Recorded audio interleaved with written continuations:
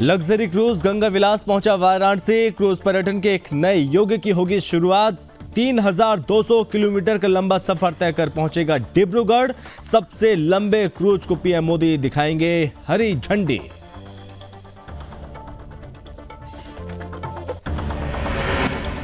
कृषि उपकरण घोटाले पर फूटा किसानों का गुस्सा। शासन की 5 टीमें कर रही घोटाले की जांच। बुलंदशहर में कृषि विभाग में हुआ घोटाला। कृषि विभाग, बैंक, अन्य अधिकारियों की मिली भगत का अंदेशा।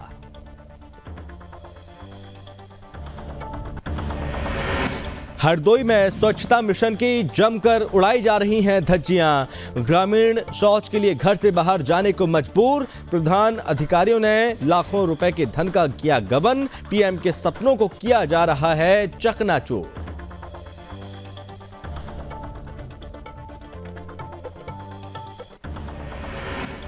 फिरोजाबाद में नकली नोट छापने का भंडाफोड़। मास्टरमाइंड सहित 5 गिरफ्तार। कब्जे से 2,97,000 की नकली नोट बरामद।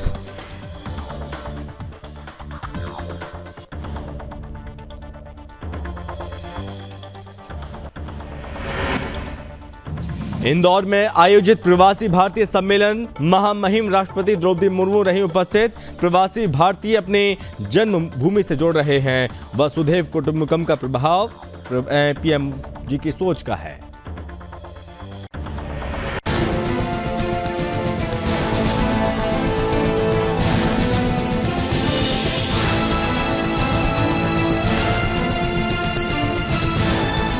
आप देख रहे हैं सुदर्शन न्यूज।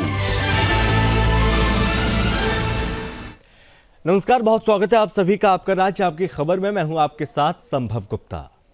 बात करेंगे सबसे पहले दुनिया के सबसे लंबे सफर पर रवाना होने के लिए कोलकाता से 22 दिसंबर को चला गंगा विलास क्रूज घने कोहरे और खराब मौसम के बीच वाराणसी पहुंच गया और क्रूज ने रामनगर में लंगर डाल दिया। वहीं 12 जनवरी की रात गंगा विलास क्रूज रविदास घाट पहुंच जाएगा और 13 जनवरी को पीएम मोदी वर्चुअली से हरी झंडी दिखाकर डिब्रूगढ़ के लिए रवाना करेंगे। दरअसल ये रिवर क्रूज भारत के लिए पर्यटन के एक नए युग की शुरुआत का प्रतीक होगा। गंगा विलास क्रूज को बनारस सोमवार को ही आना था, लेकिन घने कोहरे और खराब मौसम के कारण इसे राजघाट पुल से लगभग 8 किलोमीटर पहले जनपद चंदौली के रौना गांव के समीप रोक दिया गया था। वहीं वाराणसी से असम के डिब्रूगढ़ तक दुनिया के सबसे लंबे जलमार्ग पर यात्रा करते हुए लग्जरी क्रूज 3200 किलोमीटर से ज्यादा की दूरी तय करेगा और भारत के 5 राज्यों से होकर गुजरेगा। यह क्रूज 51 दिनों की साहसिक यात्रा पर निकलेगा और बांग्लादेश से होकर भी गुजरेगा।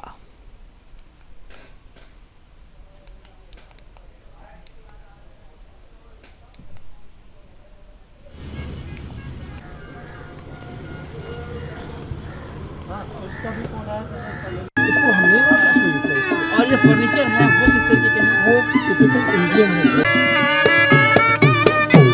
ये 13 तारीख को यहाँ से शुरुआत होगा। अगले 2 दिन में वो लोग बनारस का भ्रमण करेंगे, जहाज पे रहेंगे और 13 तारीख को जाएंगे। और उनको बनारस की, बल्कि क्या हुआ कि इसमें बहुत बढ़िया क्वेश्चंस हैं, जो कि एक बहुत स्पेशल फैब्रिक है जो बनारस की बनी है और लोगों ने देखा कि ये तो बहुत सुंदर है, क्या हम इसको ले जा सकते हैं? मैंने कहा ले तो नहीं जा सकते, पर आगे से जब लोग आएंगे तो आपको ये उपलब्ध होगी। तो ये एक्सपोजर है हमारे क्राफ्ट्स के लिए, चाहे टेक्सटाइल्स हो, चाहे टाइल्स हो, चाहे फर्नीचर हो, चाहे कारपेट्स हो, सबके लिए।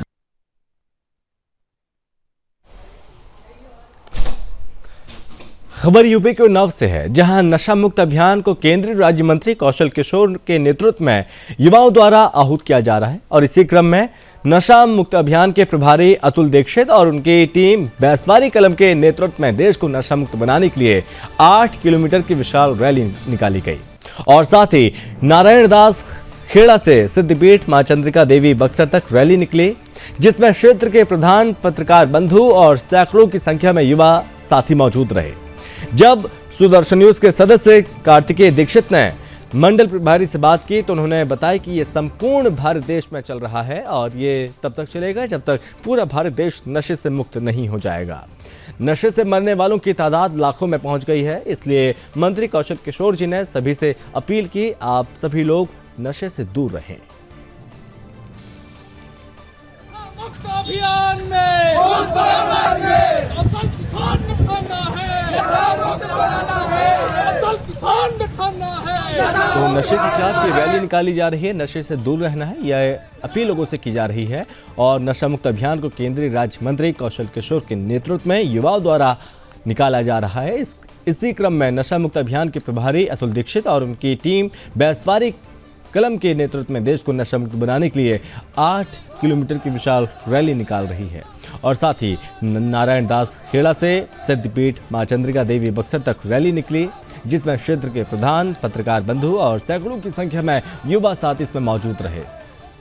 इसी के साथ यहाँ पर यह भी बताया कि ये संपूर्ण भारत देश में चल रहा है ये अभियान, और ये तब तक चलेगा जब तक पूरा भारत देश नशे से मुक्त नहीं हो जाएगा। यूपी के बुलंदशहर में कृषि उपकरण घोटाले के खिलाफ भारतीय किसान यूनियन ने मोर्चा खोल दिया। किसानों ने डिबाई एसडीएम समेत अनूपपुर शहर और शिकारपुर एसडीएम को ज्ञापन भी सौंपा। डिबाई निवासी ट्रैक्टर एजेंसी मालिकों पर अन्नदाता के नाम पर करोड़ों की सब्सिडी हड़पने का आरोप है।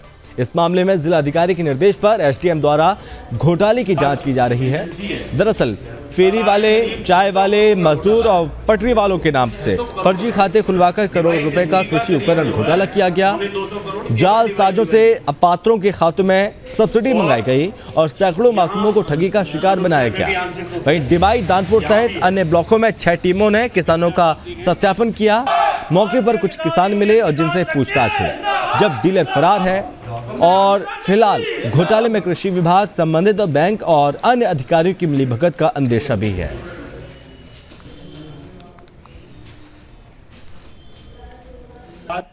किसान शक्ति वालों ने जो ज्ञापन दिया है वो बेलर की जांच से संबंधित है। किसानों के जो बेलर प्रदान किया गया था सब्सिडी के दौरान वो उनको मिला है या नहीं, इसके बारे में उनको कुछ संदिग्धता मालूम हुई है। इस संदर्भ में उन्होंने जांच के बारे में कि जांच चल रही है इसकी या नहीं, उस संदर्भ में ज्ञापन दिया है। भारतीय किसान यूनियन किसान शक्ति के संज्ञान में एक मामला आया, बहुत ज़्यादा फेमस चल रहा है वो इस समय समाज में। हर एक तबके को ये पता है कि ये बहुत बड़ा स्कीम कुछ लोगों ने किया है।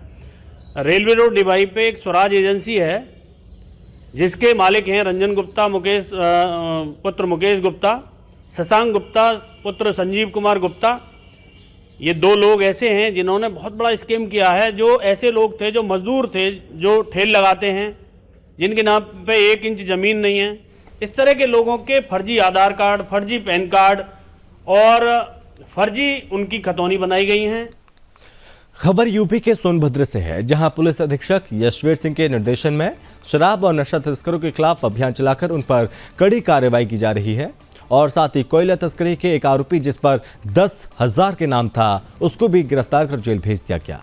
क्षेत्र अधिकारी प्रदीप सिंह चंदेल और थाना प्रभारी नागेश सिंह की जोड़ी ने लगातार अवैध वसूली, नशा तस्करों, अवैध शराब कारोबारी पर कड़ी कार्रवाई की और उसी के चलते अवैध कोयला परिवहन में फरार आरोपी को छत्तीसगढ़ से गिरफ्तार किया गया। और साथ ही पुलिस ने अनपरा क्षेत्र के मुडीसमेर गांव में छापेमारी कर भारी मात्रा में अवैध शराब और शराब बनाने की सामग्री के साथ उसके उपकरण को पकड़कर नष्ट किया।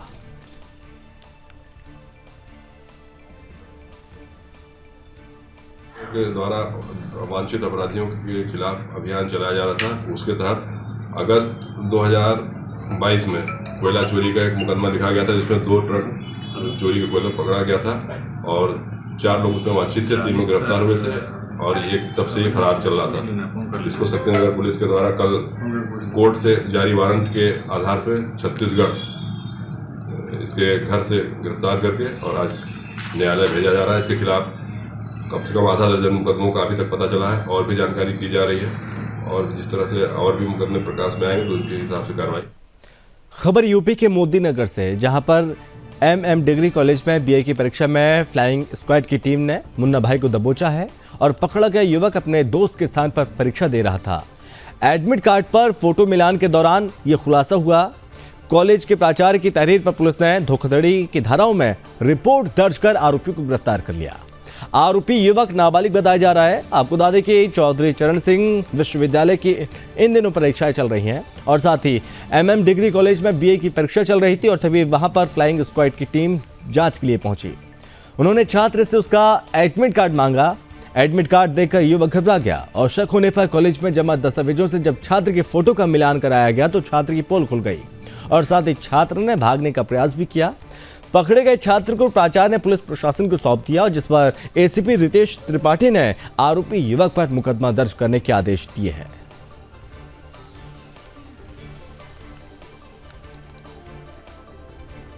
मुल्तानी मल मोदी नगर कॉलेज में चौधरी चरण सिंह यूनिवर्सिटी की बीए की बैक की परीक्षा चल रही थी, जिसमें एक परीक्षार्थी के स्थान पर एक दूसरा व्यक्ति परीक्षा दे रहा था, जिससे कि वहाँ के जो निरीक्षक थे उनके द्वारा पकड़ लिया गया और जो विद्यालय के प्राचार्य हैं उनकी तहरीर के आधार पर इसमें थाना मोदी नगर में मुकदमा पंजीकृत कर लिया गया है और आगे की आवश्यक। खबर यूपी के गोंडा से है, जहां पुलिस अधीक्षक आकाश तोमर द्वारा अपराध और अपराधियों के विरुद्ध अभियान चलाए जा रहे हैं। इसके तहत वांछित अभियुक्तों की जल्द से जल्द गिरफ्तारी करने के लिए समस्त प्रभारी निरीक्षण थानाध्यक्षों को कड़े निर्देश दिए थे और उसी आदेश के अनुपालन में पुलिस सक्रिय थी।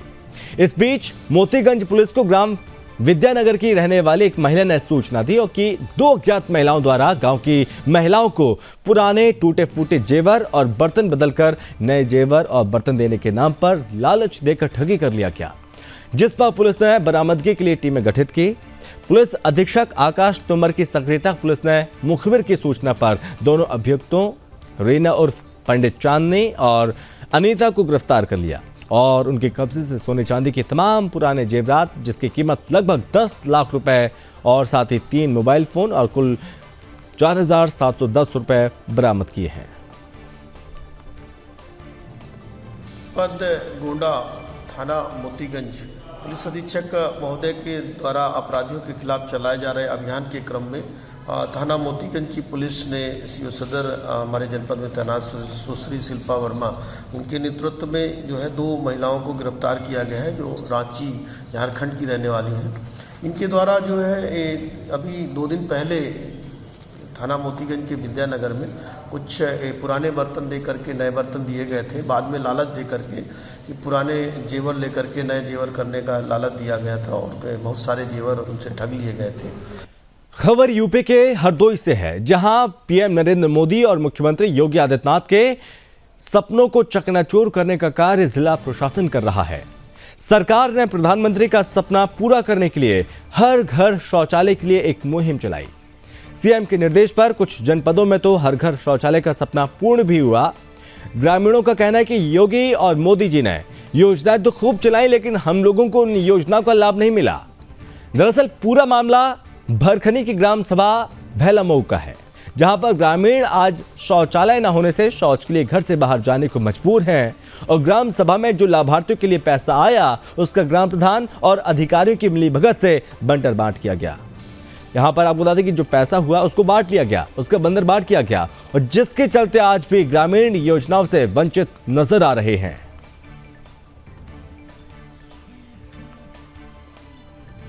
लोना यही मोदी होगी खूब चलाओ तो योजना, हमें कुछ नहीं मिलो, हमें बेदारी जाइए होती सबका। कहाँ के लिए गए थे? बाहर गए थे खेत न गई शौचालय के लिए। और का तो क्या सरकार से मांग करना चाहते हो? जय चाहते हैं कि शौचालय मिले, कुछ मिलो ही नहीं, मिलता ही नहीं। मोदी सब बांटे थे लेकिन हमें कुछ भैया फंसते नहीं। खबर यूपी के फिरोजाबाद से है, जहां नकली नोट छापने के गिरोह का पुलिस ने भंडाफोड़ किया है। पुलिस ने नकली नोट छापने के गिरोह के मास्टरमाइंड सहित 5 सदस्यों को गिरफ्तार कर लिया। इनके पास से पुलिस ने 2,97,000 रुपए की नकली नोट बरामद किए और साथ ही नकली नोट छापने के उपकरण और कुछ अधछपे नोट भी बरामद किए। मिली जानकारी के अनुसार इन नकली नोटों को आसपास के जिलों में खपत किया जाता था और पुलिस ने 25,000 के नामी मास्टरमाइंड तजेंद्र गैंग के सरगना तजेंद्र उर्फ काका समेत पुलिस ने 5 लोगों को गिरफ्तार कर लिया। जानकारी देते हुए पुलिस अधीक्षक आशीष तिवारी ने बताया कि पकड़े गए अन्य आरोपियों ने अपने नाम नारायण दत्त, विक्रम सिंह जौदौन और विकास उर्फ विक्की बताया। पुलिस ने आरोपियों को जेल भेज दिया और साथ ही अन्य आरोपियों की तलाश जारी है।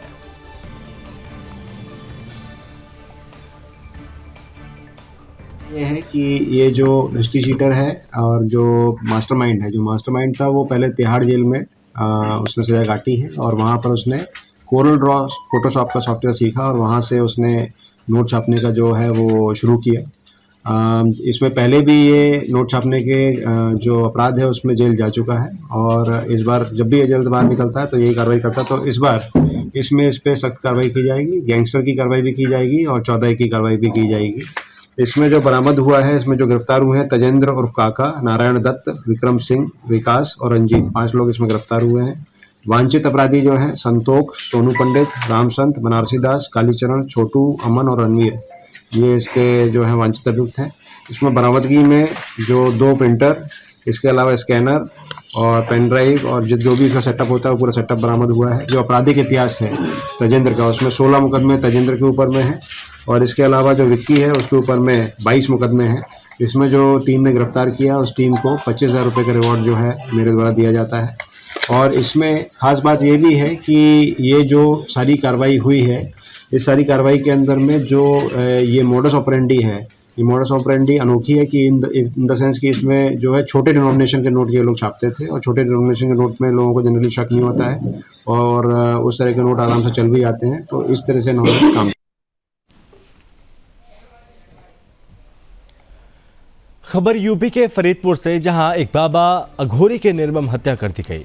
उनका शव उनके कमरे में तख्त पर मिला और घटना की सूचना जैसे पुलिस के आला अधिकारियों को हुई तो एसपी राजकुमार अग्रवाल घटनास्थल पर पहुंचे और बाबा के शव को कब्जे में लेकर पोस्टमार्टम के लिए बरेली भेज दिया गया और फॉरेंसिक टीम को बुलाकर गहनता से जांच कराई। टीम ने कई बिंदुओं पर जांच की और साक्ष्य एकत्रित किए, जिस पर पुलिस ने संदेह और घटना की पूछताछ के लिए शमशान भूमि में रह रहे दूसरे बाबा ओंकार नाथ को हिरासत में लिया है।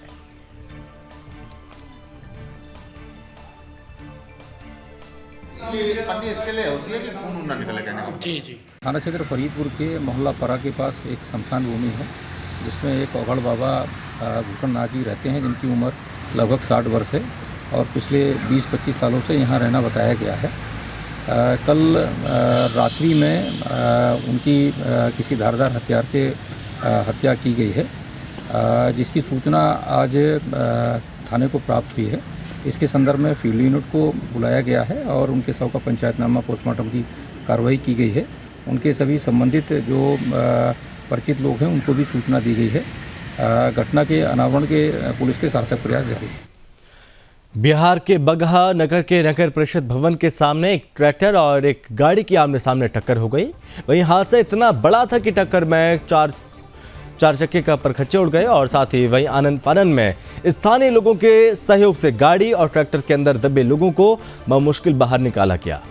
आपको बता दें कि इस घटना में ट्रैक्टर चालक समेत आधा दर्जन लोग गंभीर रूप से घायल हुए हैं। वहीं सभी घायलों को स्थानीय लोगों की मदद से अनुमंडलीय अस्पताल बगहा पहुंचाया गया और जहां पर सभी का इलाज जारी है। घटना की सूचना पर बगहा नगर परिषद के उप सभापति प्रतिनिधि ने घटनास्थल पर पहुंचकर मामले की जानकारी ली और हॉस्पिटल पहुंचकर घायलों का हालचाल जाना और साथ ही कड़ाके की ठंड में सभी घायलों को कंबल और दवा की व्यवस्था भी कराई।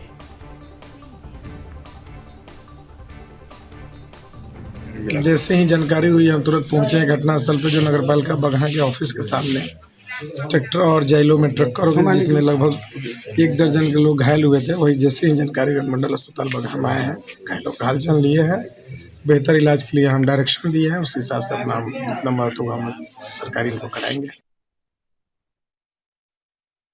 के निर्देशन को लेकर प्रत्येक मंगलवार को जन सुनवाई का आयोजन किया जा रहा है और इसको लेकर कलेक्ट्रेट कार्यालय ग्वालियर में जन सुनवाई की गई। वहीं सुनवाई के दौरान कुछ महिलाओं ने समस्या को लेकर आवेदन दिया पर संतोषजनक जवाब नहीं मिलने के कारण एक महिला ने अपने ऊपर मिट्टी का तेल डालकर आग लगाकर आत्महत्या करने का प्रयास किया। तो वहीं समय रहते प्रशासनिक अधिकारियों ने महिला से माचिस छुड़ाई और उसको अलग किया।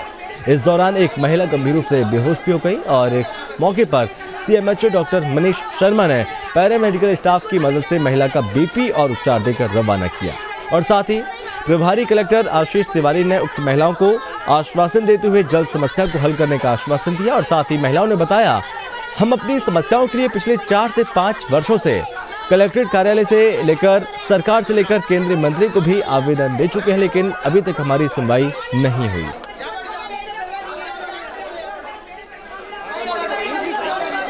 यहाँ पे हमारी महिलाएं आई, उन्होंने अभद्र व्यवहार किया उनके साथ, तो हमको मानने के लिए मजबूर कर दिया।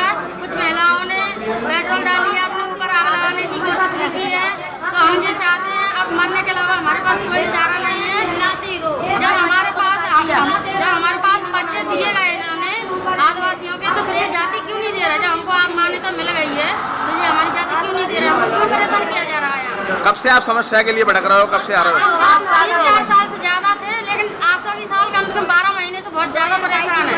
बरसात भी यहाँ पे निकली, गर्मी भी यहाँ पे निकली और सर्दी भी यहीं पे निकली। उनके जाति प्रमाण पत्र का मैटर है जो संबंधित एसडीएम जांच कर उसकी जारी करेंगे। उसमें एसडीएम ही प्राधिकृत अधिकारी है। यदि उनके आवेदन से कोई संतुष्ट है तो मध्य प्रदेश शासन की एक छानबीन समिति है, छानबीन समिति का वो अपील है। एसडीएम को निर्देश किया गया।